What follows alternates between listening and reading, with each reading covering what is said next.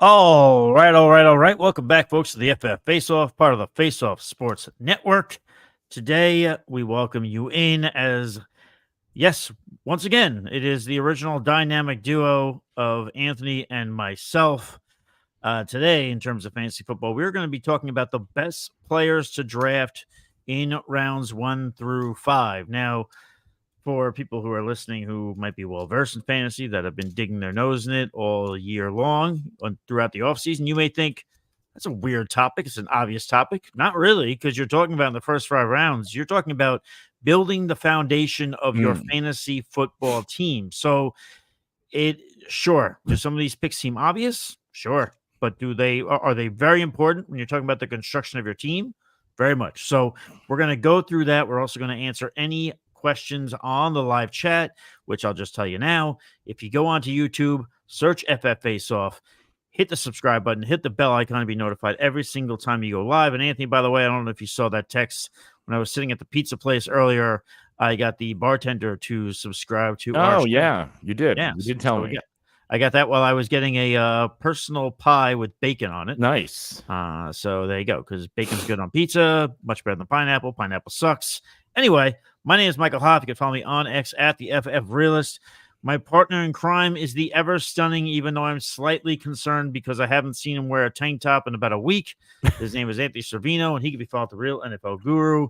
Anthony, how's by you? And are you self-conscious about your guns? Is that why you're not wearing a tank top? I'm not wearing a tank top because before we came on, I was at a doctor's appointment. I get my neck worked on. And so, yeah. I'm not going to wear a tank top at the doctor. Why not? I don't know.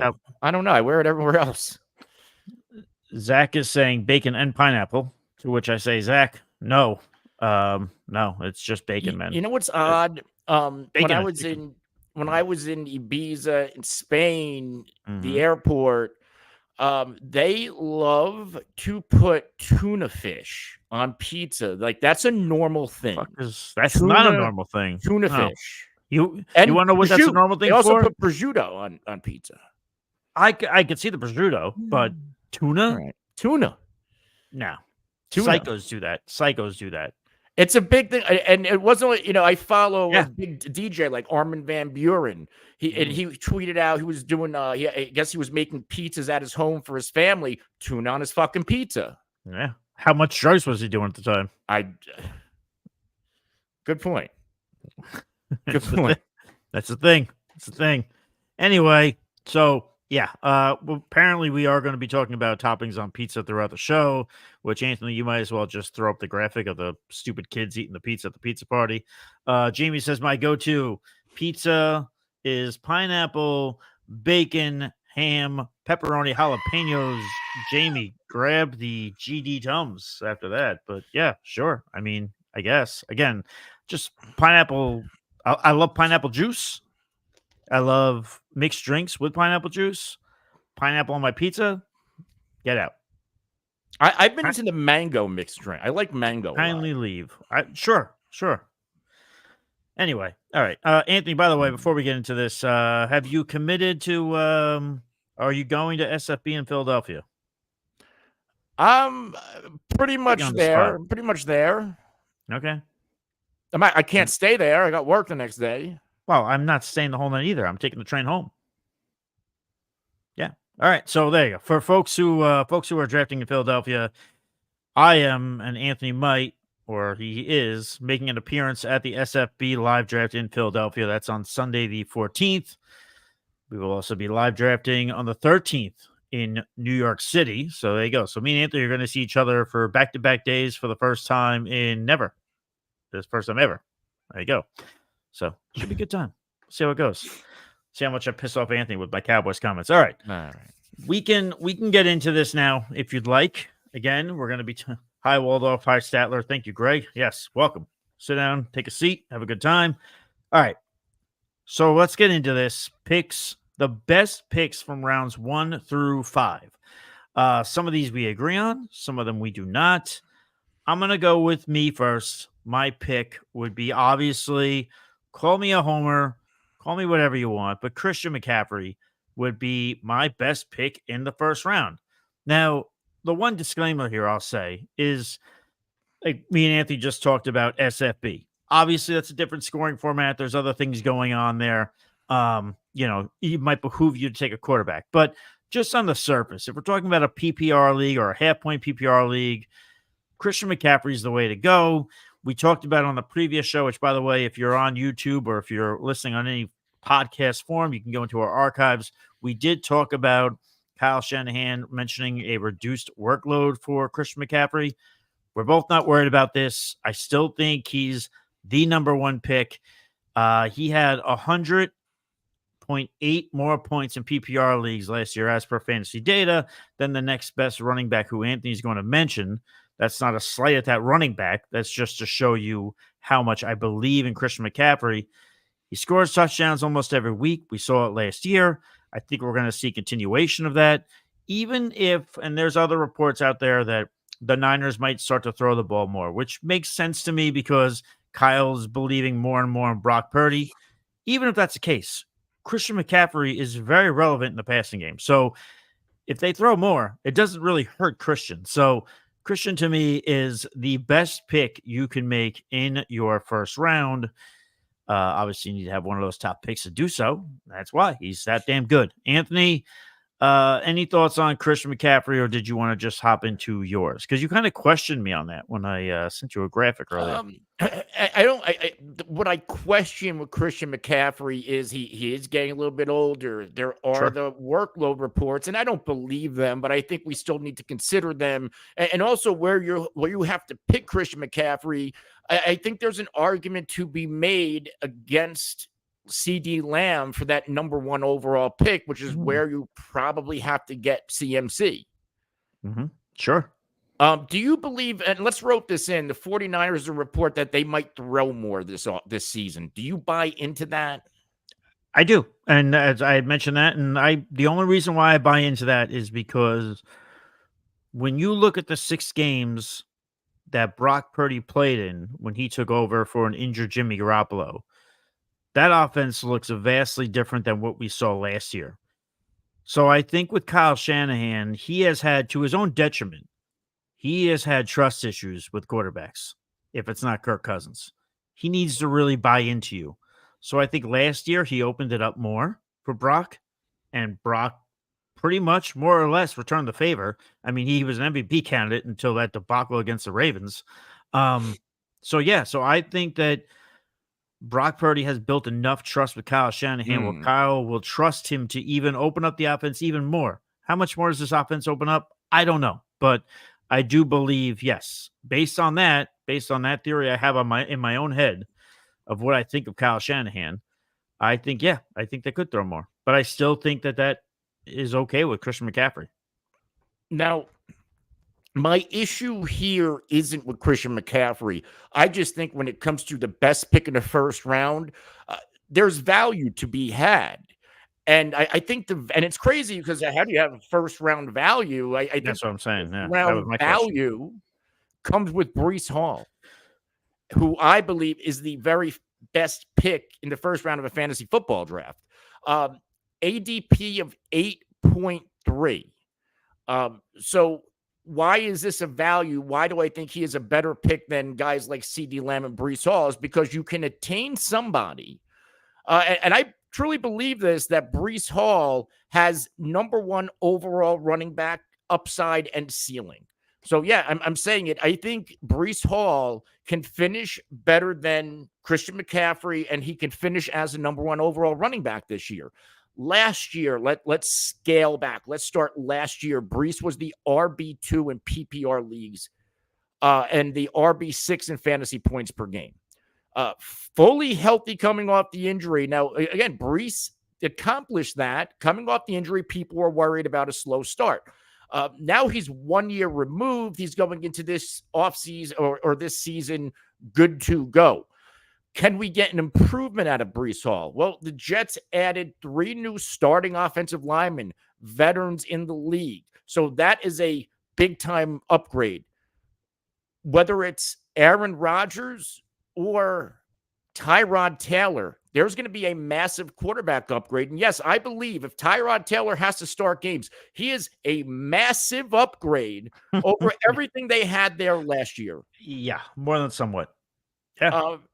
Now, if you look at Breece Hall, he did start slow for the first month of the year, outside of that one game against Buffalo in week 1, where he had 15.7 PPR points, RB11 on a week. He had 3 straight games under 9.9 PPR points, and then it was like it parted like the Red Sea for Breece Hall. The rest of the way, he did not have a single game in the single digits outside of week 15 against Miami.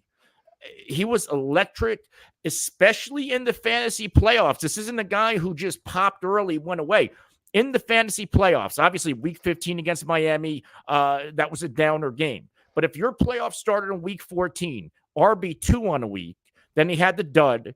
Week 16, RB1 on the week. And then fantasy championship, if it's week 17, he was the RB3 on the week. So when it mattered most, Breece Hall showed up. And this was on one of the worst offenses in the NFL. If you take a look at some of the other running backs who, let's compare him to Christian McCaffrey. McCaffrey was number 1 in red zone touches, right? Yeah. He was the RB1. Breece Hall was the RB2. He was 33rd in red zone touches. The Jets were never in the red zone. And you have to think with the quarterback, that potential's there. Now, the rebuttal, there are people who are going to refute me. Well, Breece last year, he had 76 receptions. That is a result of bad quarterback play and checkdowns. That's fine. Yeah. You want to know what cancels that out? Red zone opportunities, because it's going to be a better offense. They're going to be in the money zone more. So Breece could potentially score more touchdowns. He had 9 last year. Dare I say, if they're in the red zone more, and let's say Breece, instead of being 33rd in red zone touches, he's top 10. He only had 1 goal line touch. Maybe he gets 10. Do we see Breece Hall a world where he gets us, 15, 16 touchdowns in this offense? I mean, the stars are aligning for Breece Hall, who you could get, depending on your league mates, pick, let's say 7, 8, or 9. He could finish as the RB1. He could finish as, I don't know if he could finish as number 1 overall fantasy player over a wide receiver. I think that's a stretch. I think for that to happen, he would not only have to score 15 touchdowns, but he would have to match his receptions total. Sure. But can he finish as the RB1 overall? Absolutely. And that is why I think he's the best pick in the first round, because you could be in the middle of the first round and still get that type of ceiling. I don't know if there's another player, maybe Bijan, who's going to bring that. Yeah. And that's what I was going to say. There's 2 running backs you could talk about who can take Christian McCaffrey over and be the number 1 running back. And it's Breece Hall and it's Bijan Robinson. I think outside of that, you're coming up with some really interesting theories to try and push another running back over all 3 of those guys. And Anthony, to your point, you talked about things started slow last year for Breece, and it was after the injury and everything else. And Robert Saleh was kind of vocal about that, about how, they weren't going to rush him right away. Those first 4 weeks, and this is just rushing attempts, 10 attempts, 4 attempts, 12 attempts, 6 attempts. After that, from week 5 on, when he had 22 rushing attempts, he never looked back. After that, for the rest of the year, from weeks 5 to the end of the line in week 17, he only had 2 weeks in which he had less than 10 total rushing attempts. And I'm not even talking about receptions. I'm not even talking about targets. I'm just talking about rushing attempts. So that tells you right there, the moment the Jets realize, hey, Breece Hall is good to go, he's okay, his knee is fine, they gave him the rock, and he produced. So, again, I respectfully disagree just because but at this point, the other thing to hear, we're talking about the first round. We're all winners here in the first round. Everybody wins. Unless you make a really stupid-ass pick, we're all winners here, especially if you're taking Christian McCaffrey or Breece Hall. So, I say CMC. Anthony says Breece Hall. I'm not going to argue with the guy because I love Breece. He's not going to argue with me because he loves CMC, and we'll leave it at that, right? Yeah. That sounds about right for the first round. Greg did say for him it would be CMC, CD, or JJ for him. JJ being Justin Jefferson, of course. I don't hate Justin Jefferson. I don't know. Like, okay, here. Are you nervous about taking Justin Jefferson in the first round, starting your team on the foundation of a Justin Jefferson when there's JJ McCarthy or Sam Darnold? Because of the numbers he put up with backups the last 4 games. Okay. But I was scaling back to this running back conversation. Jamar Gibbs in the FFPC, he's going as a 9th overall player off the board. Whatever the hell his name is. Whatever. His name's Jameer. It's my show. I'm going to say what I want to say. Well, it's my show too, I guess. Okay. I'm just telling you. You say it right, and I'll say it wrong. Okay. But no, do you think he has the same ceiling as these other players, as CMC, Breece, and if you want to call Bijan Robinson, those 3 backs who have RB1 ceiling? I don't think Gibbs has that. I don't. And I think the reason why David Montgomery still has a pulse and is on that roster, where CMC, Breece, and Bijan, they have good backups. David Montgomery is a starting running back in this league. Sure. No, to that point, I think the 3 running backs from which we talked about, well, we briefly mentioned Bijan, but those 3 backs, CMC, Breece Hall, Bijan, those guys are in a tier all by themselves. Yeah. If you want to go ahead and say Christian's above them in a tier, we're splitting hairs at that point. Who the hell cares? To me, though, I know I said if there's another running back out there, you got to make a real strong case. If there is a running back out there that could, and I'm not saying he would, but he could, I would say Jahmyr Gibbs is the best option. But he won't because of what you just said. David Montgomery's still there. I think Gibbs is dynamic. We heard when he was drafted, there was a lot of Alvin Kamara comps. I think those are very real.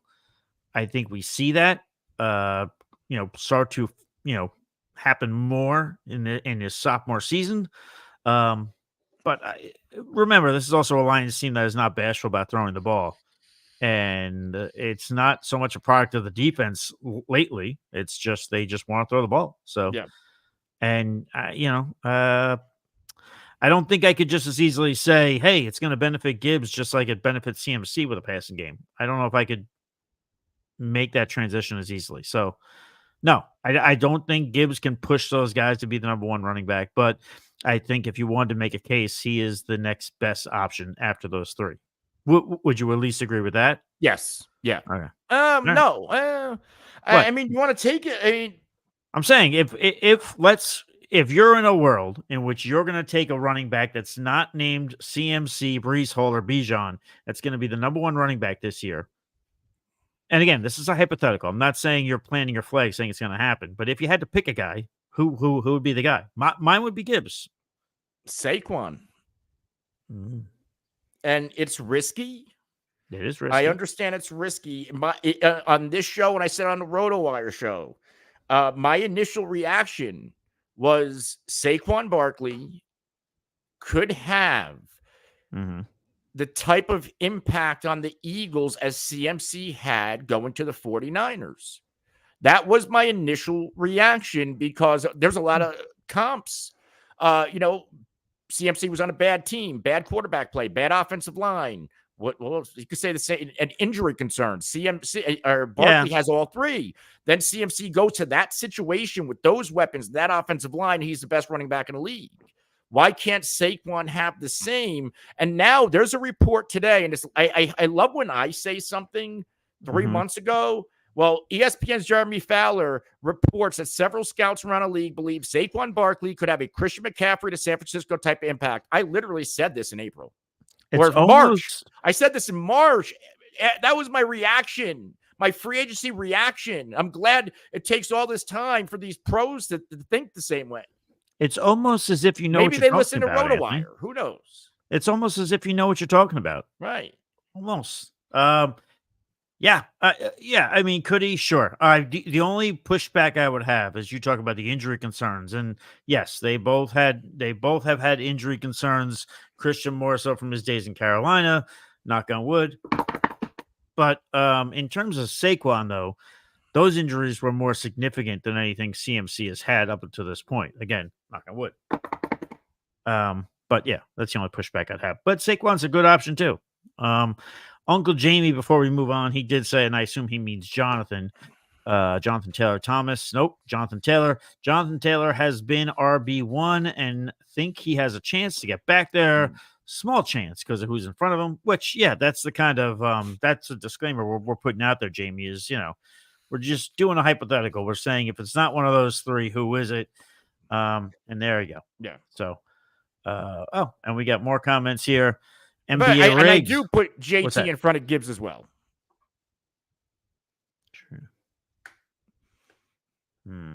I'll do some soul searching on that. Maybe we'll make a pizza bet. Maybe we won't. Just remember, I don't like pineapple on my pizza. Very important PSA as we move along with the show. NBA Rick says, howdy, Mr. Guru. Yes, I see you, Mr. Hoff. I can't believe I caught both of you today. Yeah, it's your lucky day. Happy 4th of July present to you. Beautiful Wednesday to see you, gents.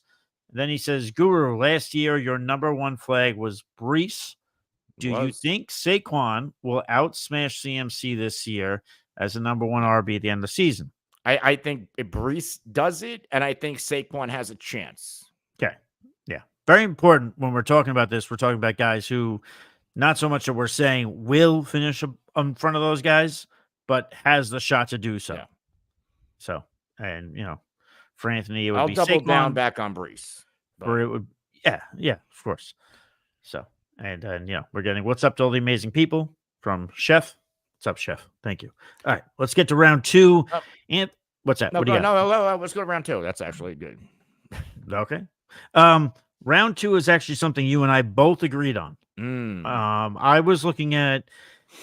were looking at the FFPC draft board as far as ADP, and when scrolling through the second round, I did like a guy by the name of Drake London, but I didn't nominate him only because in my own FFPC draft, I managed to get the running back we're about to talk about and Drake London.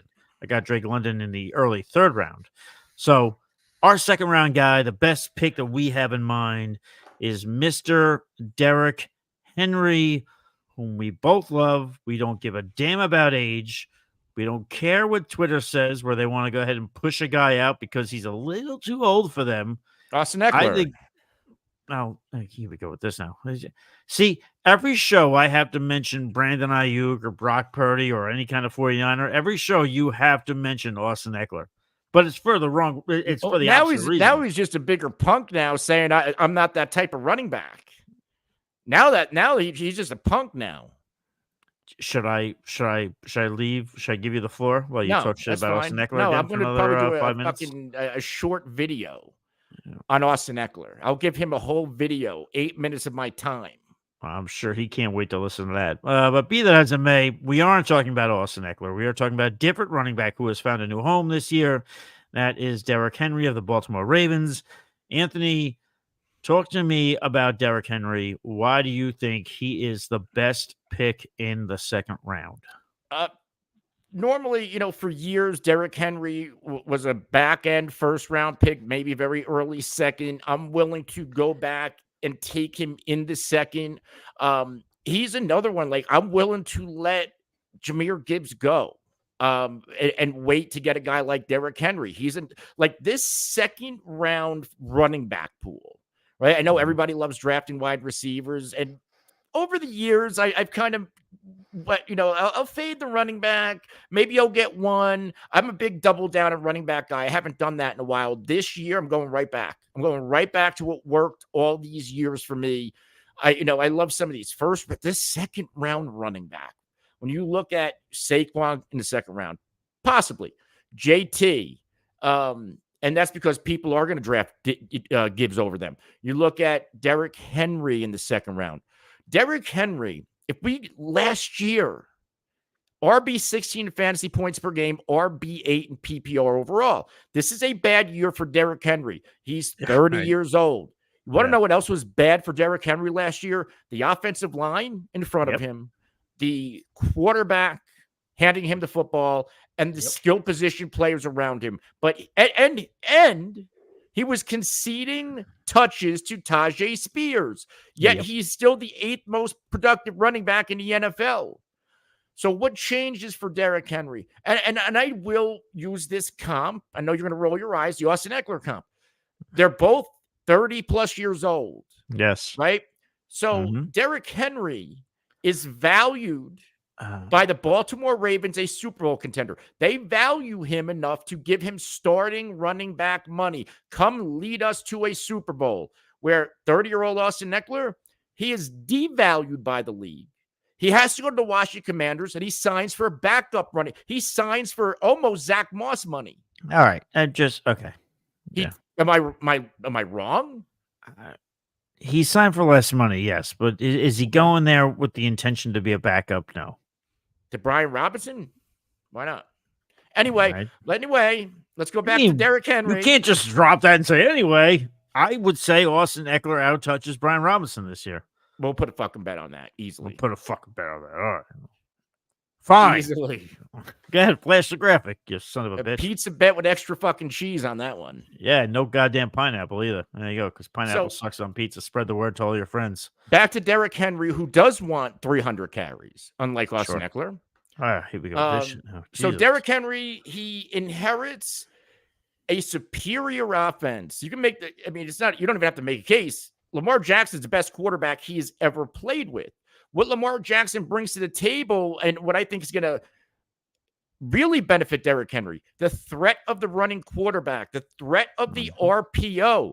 When enemy defenses have to worry about Lamar, Derrick Henry is going to get to the second level a lot.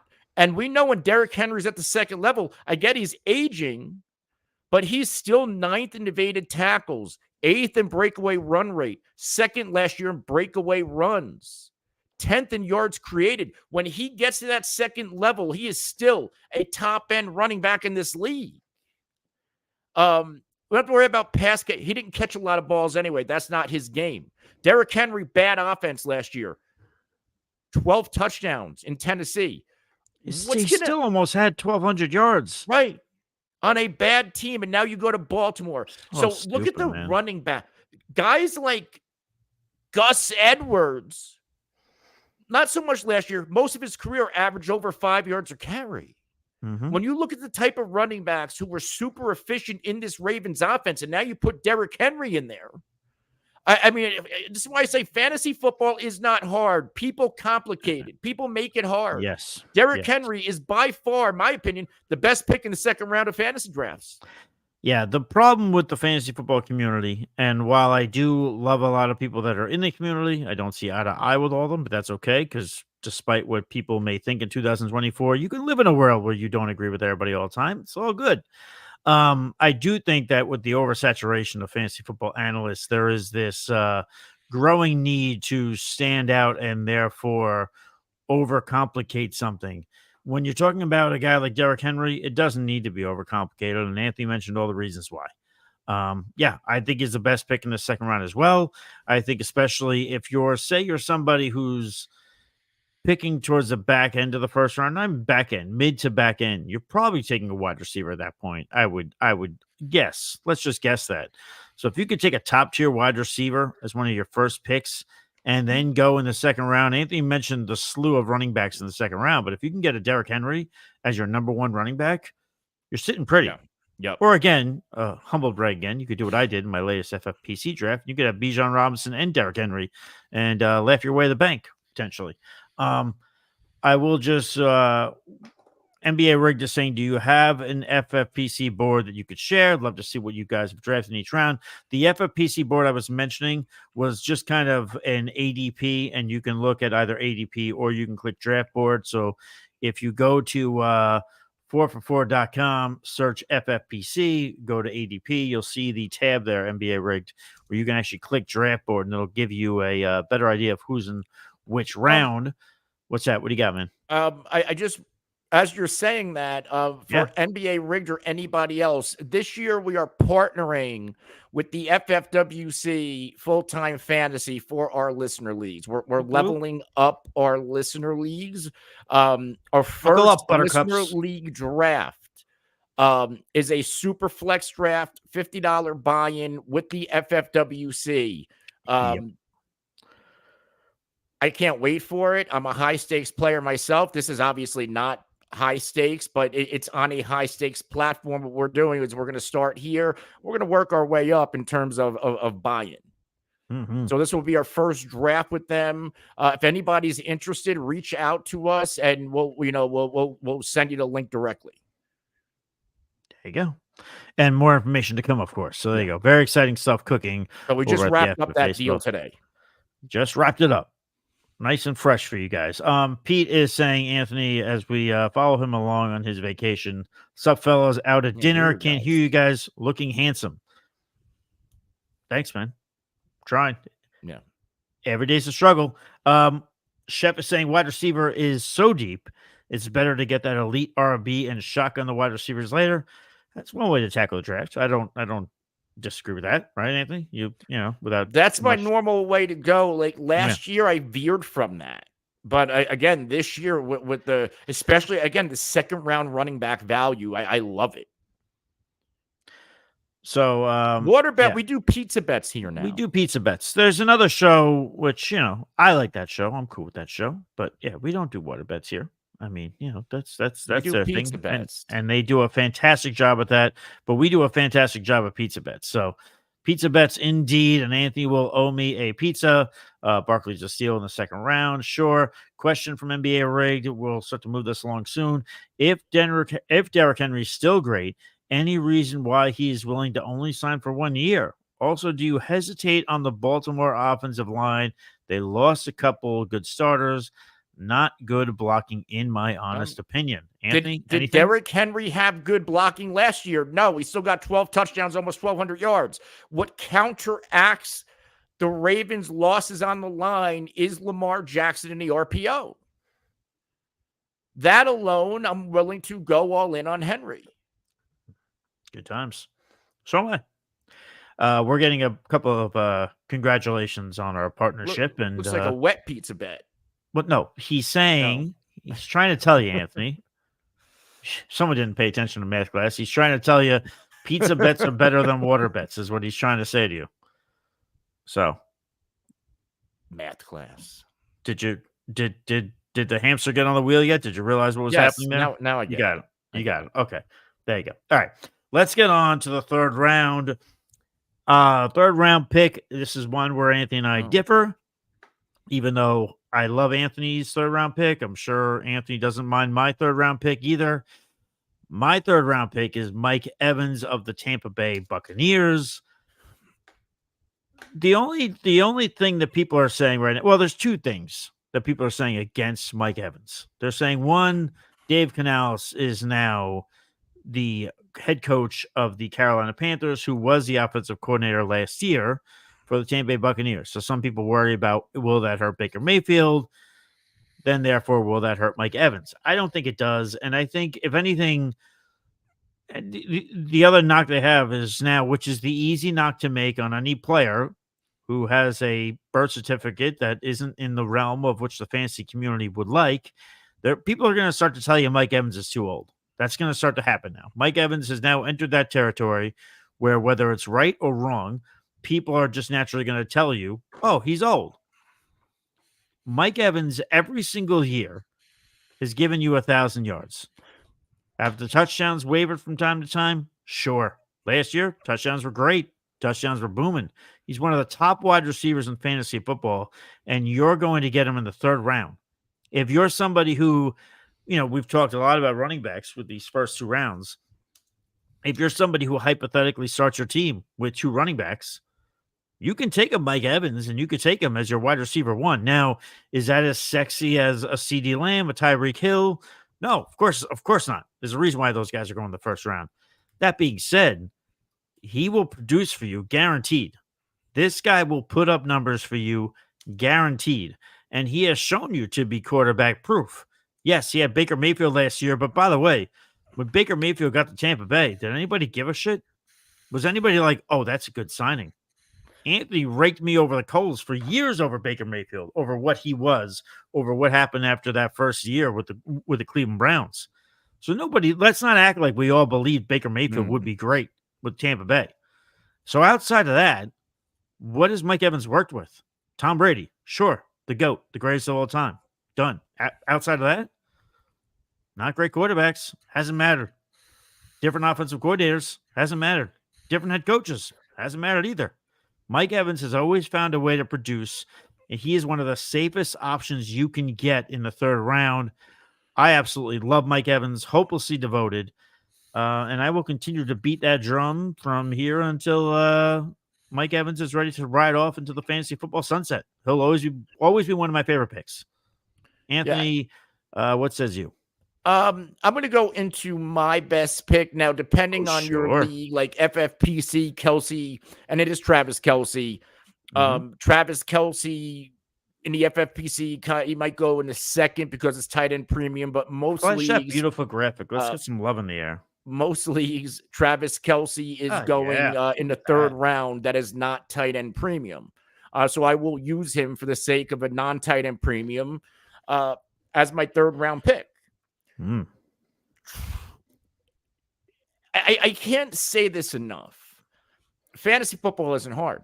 And Travis Kelce is another one of those guys. Year after year, we were paying back end of the first round, maybe more expensive, ADP for Travis Kelce.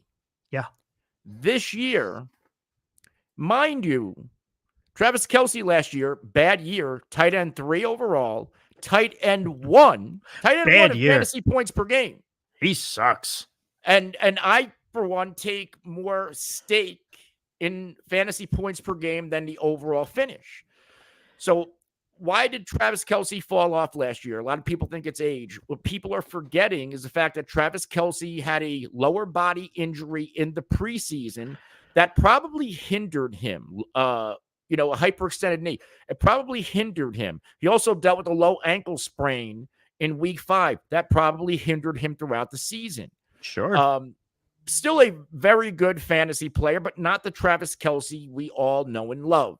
Now, let's go game by game by game. Let's get to the end of the season. Week 18, Travis Kelce does not play. They rest him, right? Sure. So he finally gets some rest after a long season.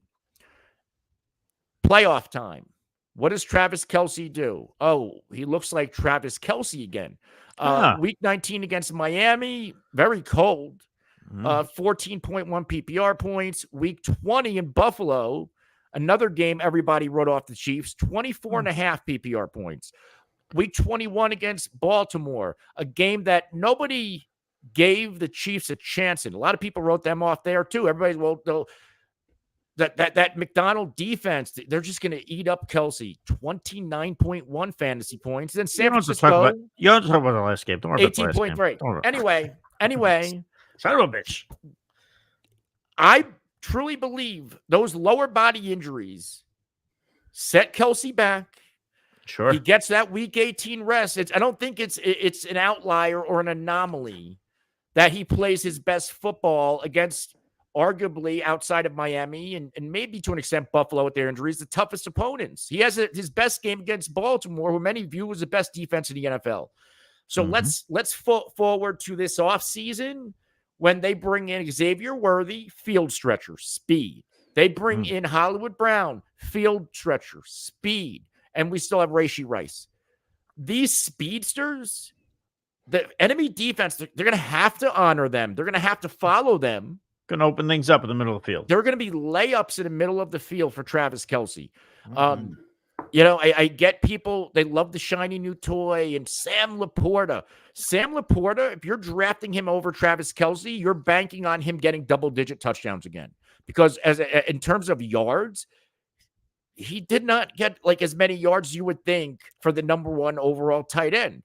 Where Travis Kelce, Kelce had 984. I don't think Laporta, he might have had 880 or like 920, like in that range. Sure. I'm not buying into Laporta. I'm ready to go all in on Travis Kelce again.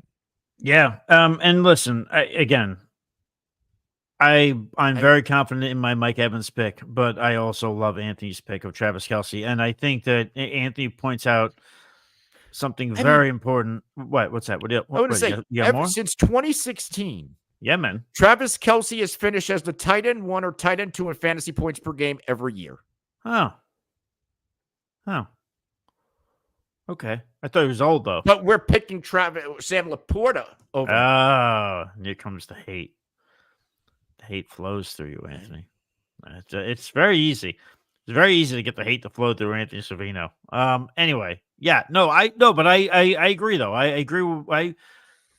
I have Pat Mahomes this year ranked as my number one QB because I believe that there will be a bounce back.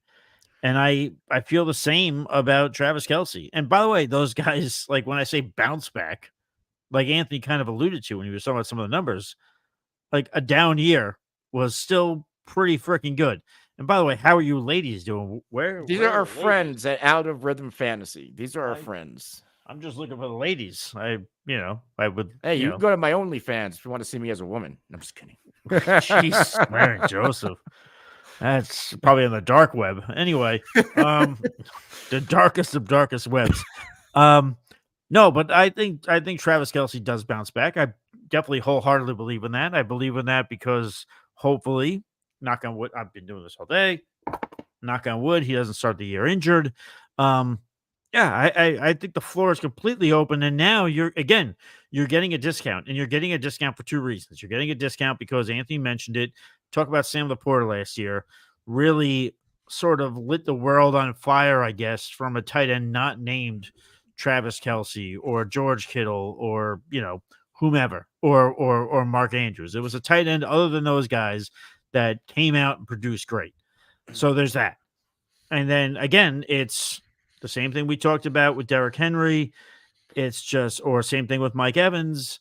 It's a year older on the birth certificate. So therefore, fantasy analysts or fantasy football players want to lessen the grip on a Travis Kelce. Travis Kelce will be just fine this year. And if you're getting him in the third round, where you used to have to take him in the back end of the first, like Anthony talked about, you're doing just fine. I like it a lot. I'm not going to argue with it. And Kelce only played 15 games. Laporta 17 games. So Laporta was a tight end 1 in points. Points per game, he was 3.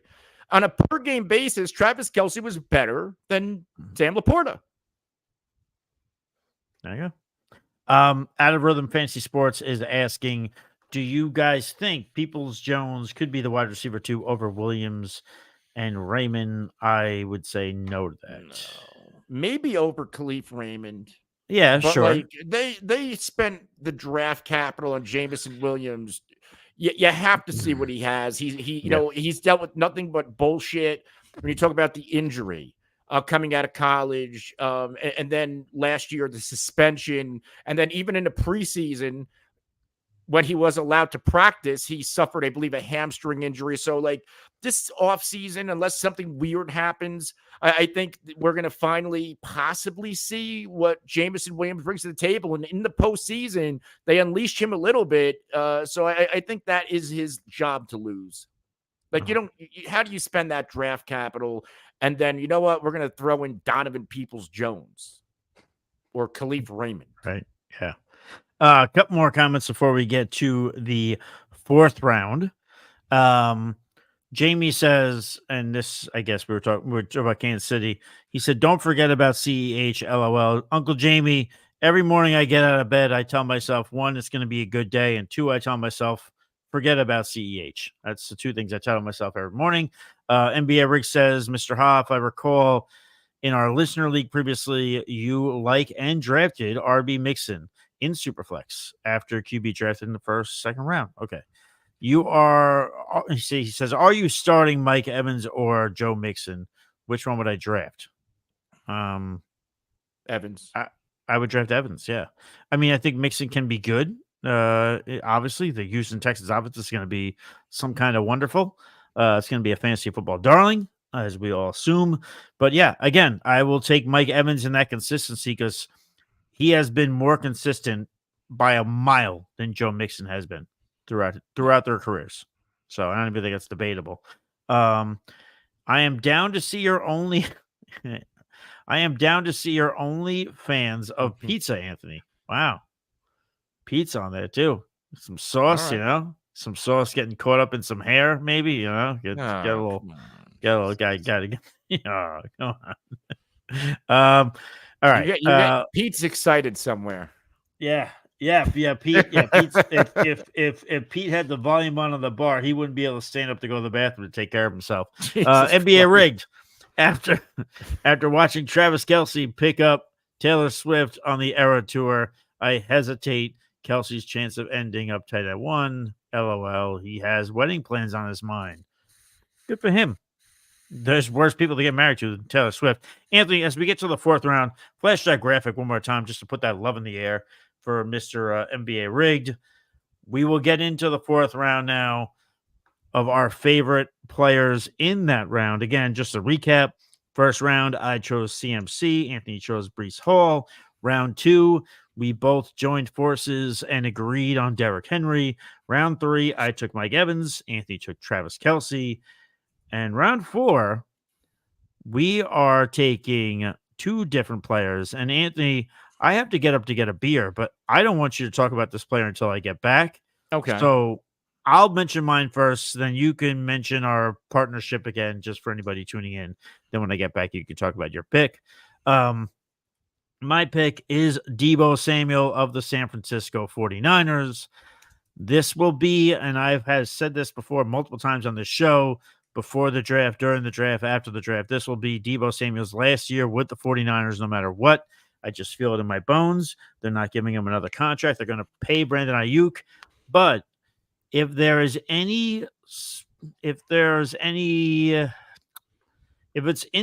set in stone, if it's concrete that the Niners are going to not hand off the ball to Christian McCaffrey as much, who does that benefit? Sure. Some of the backup running backs, yes. Those guys don't always see the field, though. Elijah Mitchell, as much as I love him, he's made out of paper mache. Who's the other guy that can carry the ball? It's Deebo Samuel. Deebo Samuel was already being used as that. That's the reason why Deebo Samuel at the time, when he requested a trade, that's why he wanted to get paid the way he was getting paid, because he was getting used so much in the running game.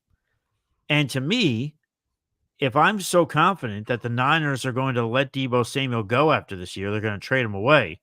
Why wouldn't you, as Anthony says it a lot, talking about players who are probably going to be on the last year with the team, run him into the ground? So, yeah, you're not literally running him into the ground. You're giving him 300 carries, but you're giving him pass attempts. You're spelling Christian McCaffrey more, so therefore you're giving Deebo Samuel more touches. Now, to me, all of this sounds like more production out of Deebo Samuel this year. And by the way, we talked about the Niners want to pass the ball more. Who's that also benefit? Deebo Samuel. So to me, Deebo Samuel is the biggest winner out of all the San Francisco 49er talk. And oh, by the way, since I keep saying they're going to trade him after this year, what else do you want to do with a player before you ship him off? You want to make him look good. Make him, shine up that toy real good. Make it look nice. Make somebody really want it. And I think Deebo Samuel has the potential to do that. Again, we're still in the 4th round. There's still good players to take. NBA Rigged is saying bold, Hop taking Deebo over Ayuk. Where do you think the 49ers will trade Deebo to? I think that, I think we'll see. Off the top of my head, first team that comes to mind, which it does for almost everybody because their wide receivers are always never good enough, the Baltimore Ravens always comes to mind. But I'm not so, I guess in terms of this, I guess I am taking Deebo over Ayuk, aren't I? But yeah, I think Deebo has a shot here to really produce, given all the circumstances surrounding the Niners offense.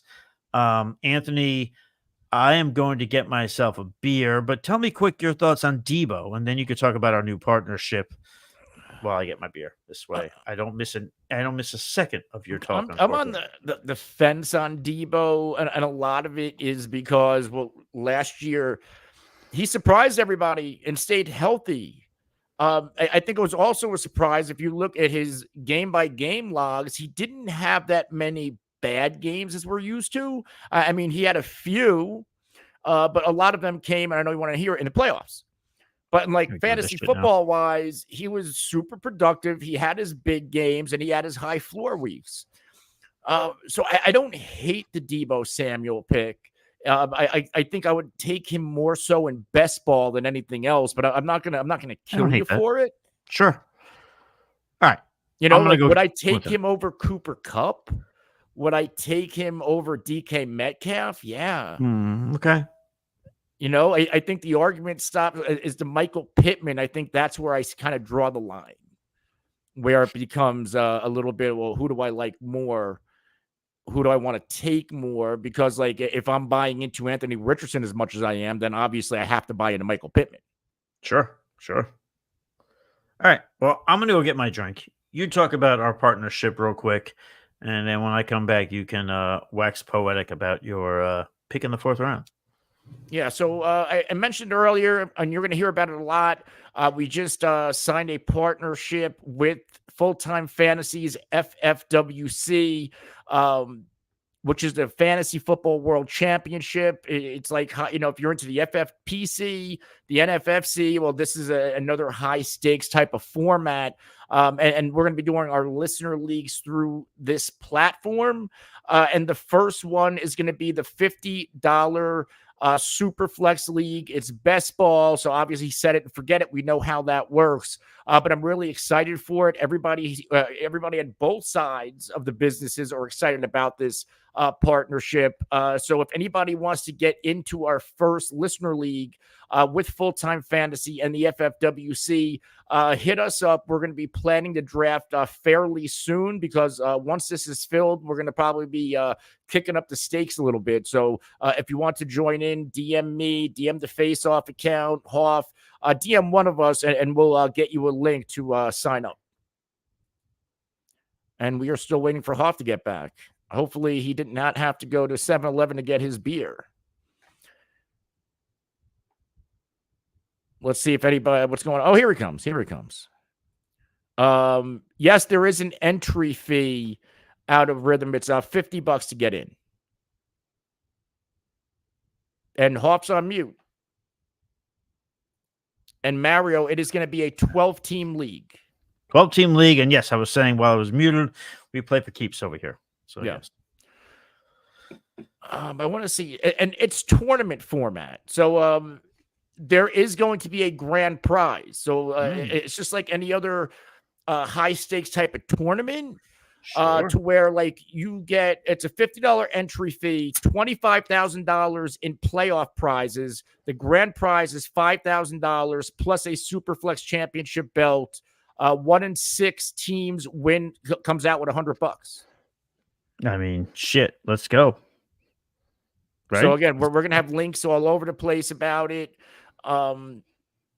But yeah, really excited for it. If anybody has never played in a high stakes type of tournament, your first part of the season, it's a 12-team league. You need to win that to advance to the playoffs, and then there's a big point shootout for the grand prize. Anthony used to always, and before we let me explain for anybody now. So weeks 1 to 14, each 12-team league, the highest scoring team, they qualify for the playoffs, and they get $100. The second highest scoring team, it looks like they also qualify for the playoffs and get $100, or at least $100. And then each 3rd to 12th place team is eliminated. Advancing teams receive their weekly scoring average from weeks 1 to 14, and then there's a 3-week total point shootout for the grand prize. And once again, grand prize of $5,000 plus a championship belt, second place $3,000, and it goes all the way down to 100th place, and where you can get another $100. Yeah, not bad at all. I like it quite a bit. Yeah. So yeah. There you go. Well, more information will come, and we'll have a good time with all of that. I was going to say something else, but I lost my train of thought. NBA Rigged is asking Guru, who was your round 4 pick? We'll get to that in just a second. He did ask after that, will you both be in the SFB 14 live draft this summer as well? We mentioned that at the top of the show. Anthony and I will be drafting live in New York City on, what is that, July 13th? Probably. I forget to. I don't know. Probably. Jesus. I thought it was this week. Pete Terranova was making it sound like everything was this week. Yeah, well, he's drinking on the beach. He can't tell what sex the bartender is, and he's watching us while he's at dinner. So he's not really thinking with the clearest of minds.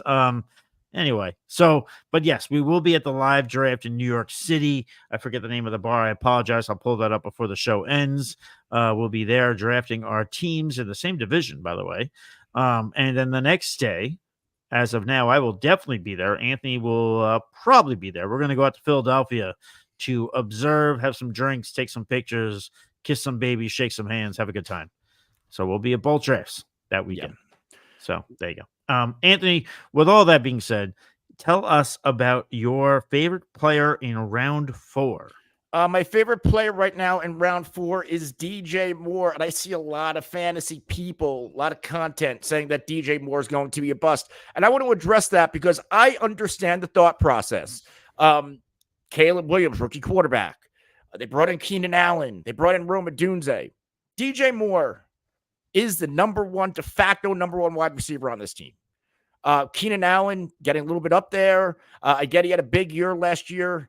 He averages like 150 targets a year for the past few years. Keenan Allen isn't seeing that in Chicago, and I don't think he comes close to out-targeting DJ Moore, barring injury. What I like about DJ Moore last year had his best fantasy season ever with Justin Fields.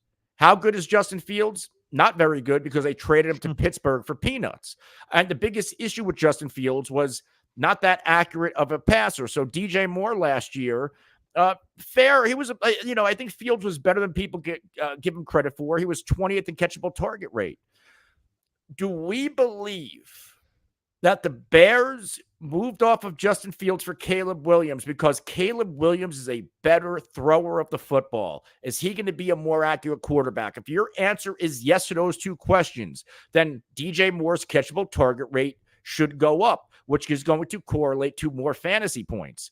DJ Moore last year, if you look at some of the things he did, well, wide receiver 9 in fantasy points per game, wide receiver 6 overall, 136 targets. I don't really see DJ Moore's target share being affected.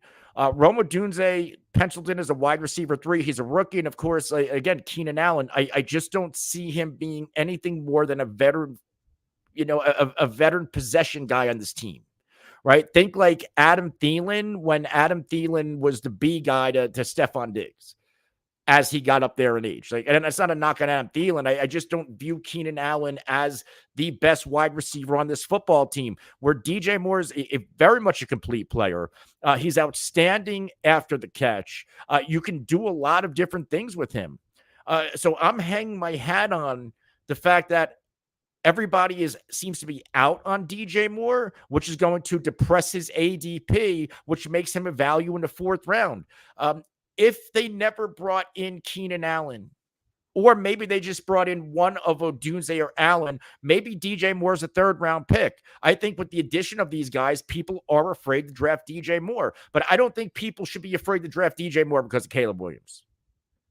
We have to believe that the Chicago Bears know what they're doing enough to move off of Justin Fields in favor of Caleb Williams. And if Caleb Williams is indeed an upgrade over Justin Fields, and if DJ Moore had his best season with Justin Fields and Caleb Williams is an upgrade, it's not hard. We should see at least a similar season, if not a better season out of DJ Moore.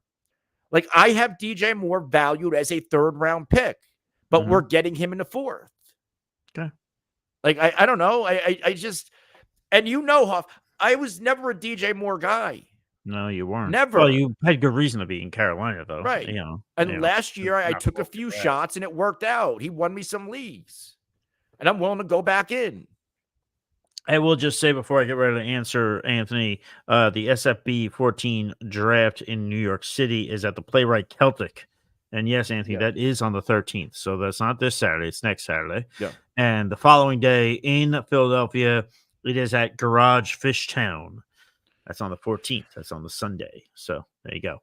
I will say, by the way, though, with your DJ Moore pick, it's not about criticizing DJ Moore so much. I think DJ Moore will be good.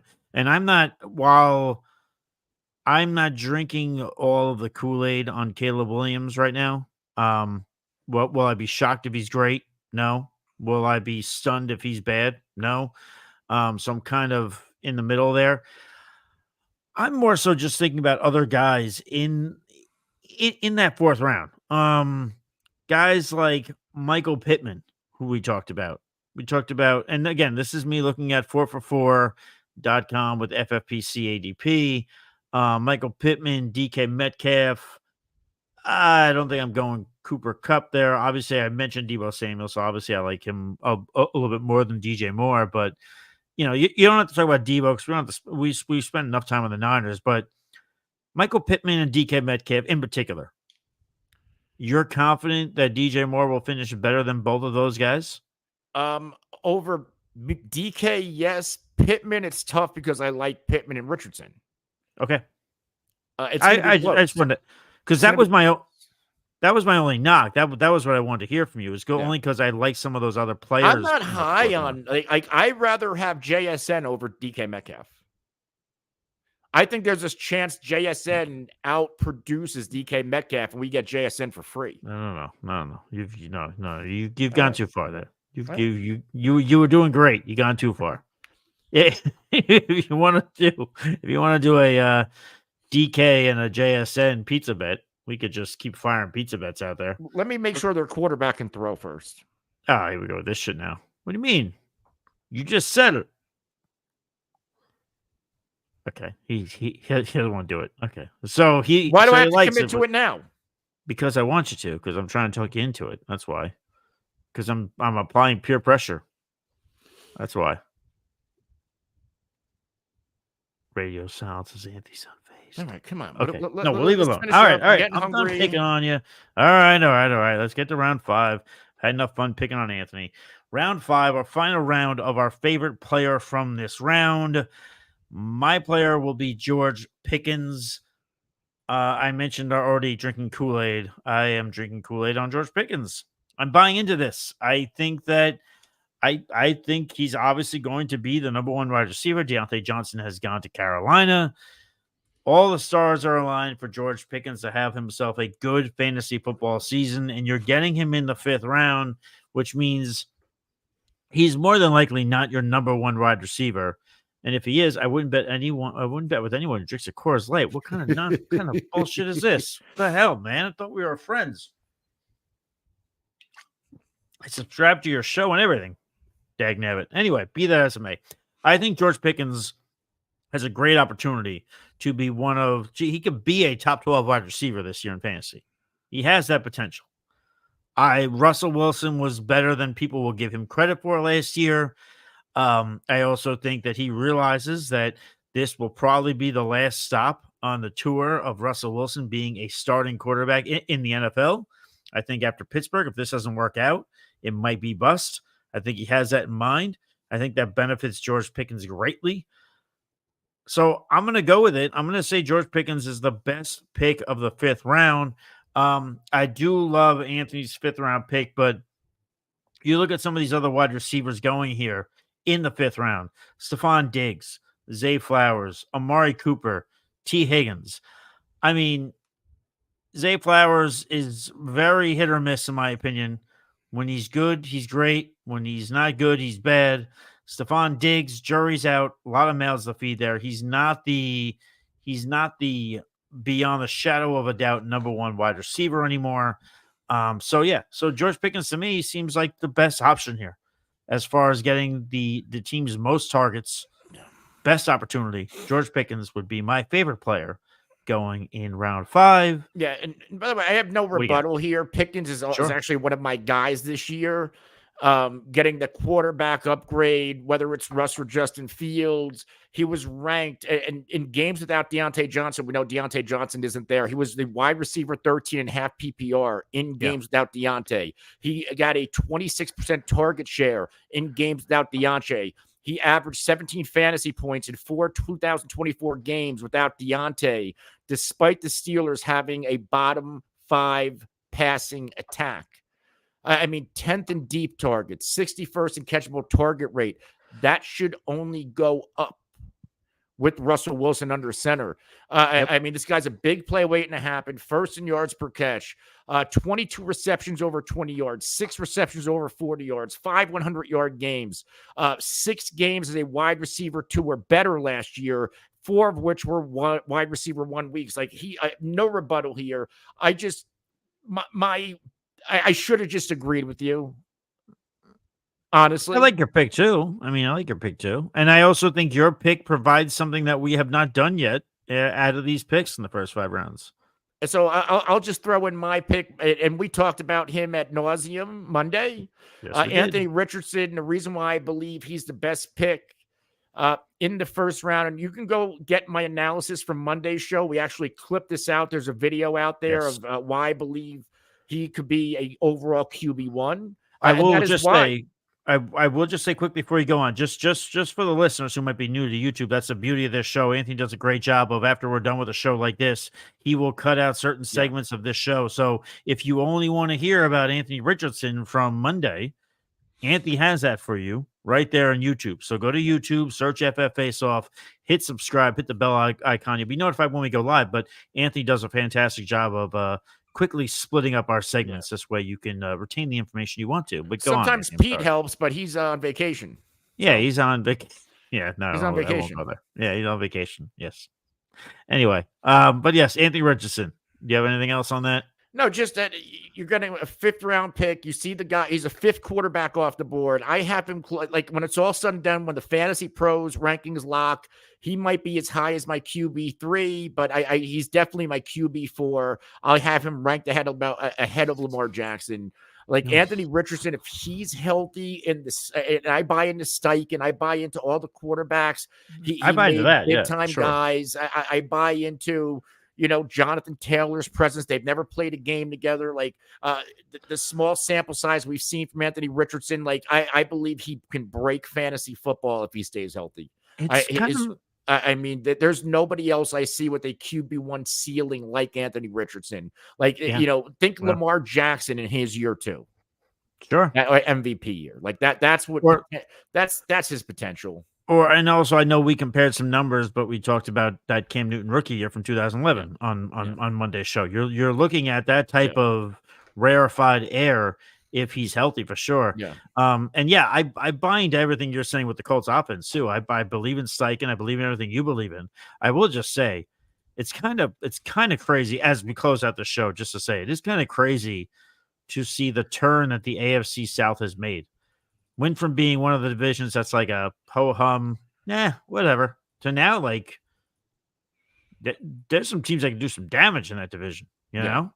It's, for sure. That division has stepped up. With some of these divisions, when they get good quick. So, I don't hate Anthony's pick. Again, just to recap quick before we go off the air, the first round pick, I picked Christian McCaffrey. Anthony picked Breece Hall. Round 2, we both picked Derrick Henry. Round 3, I took Mike Evans. Anthony took Travis Kelce.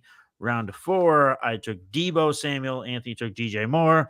And last but not least, as we just discussed, round 5, I took George Pickens, and Anthony took Anthony Richardson. So there you go. Those are the best players you can take in the first 5 rounds of your draft.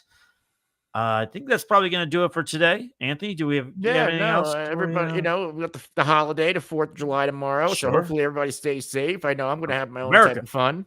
That's right. That's right. Have fun. Be careful if you like fireworks. Yeah. Good point. And I'm scared of fireworks. And you should like doing it myself. I don't like doing it myself. I don't do it I try. What do you mean you try? Like I'll like fucking. What does try mean? I'll get like arm length away and then like light it and then run. Fucking run. So you sound like a soccer mom. You just try and light it far away and run away and scream. Yeah, like scream like Eddie Murphy and Delirious. Yeah. Well, as scared as you should be of fireworks, you should be equally scared to run into Pete while he's on vacation. Look out for that guy. If you see him, run the other way. But I think that will do it for today. Anthony, we're going to be back on Friday with the show, right? We doing that? Yeah, tentatively, yes. I have my daughters, but I think they'll allow. If we can make it happen, maybe we do a draft. Sure. We'll figure it out. All right, so there you go. So that'll do it for today's show. We thank everybody in the YouTube comments or Facebook comments. We appreciate you guys very much. For those who aren't in the mix, you want to get in the mix, jump in there. We'll answer all your questions just like we did for these guys throughout the show. Until next time, stay thirsty, be kind to one another. We'll catch you on the flip side. Cheers.